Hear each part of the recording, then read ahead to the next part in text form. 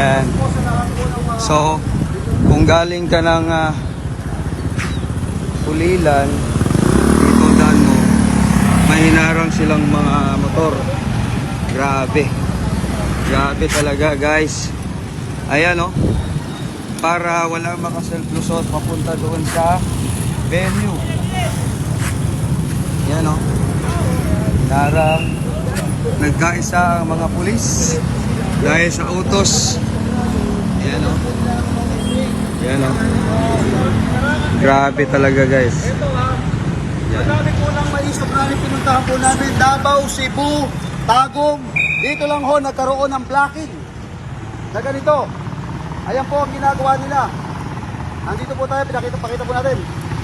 Yan. Ayan.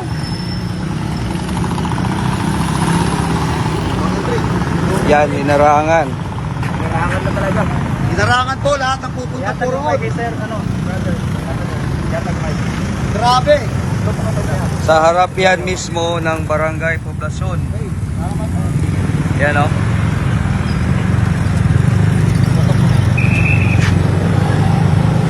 So,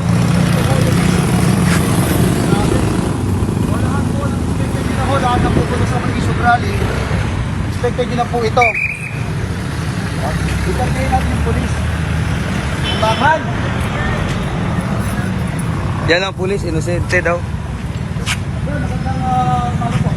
Nagtanong ko lang po, bakit po nagtanong? Okay lang po. Sa camera? Doon na lang po sa opisyal namin, sir. Sino po Hindi doon? po yung opisyal namin eh. Hindi po ako magsasalita dito. May kasama po kami superior. Oh. Ayun na po. O sige, pwede mo siya kausapin. Tara, dito.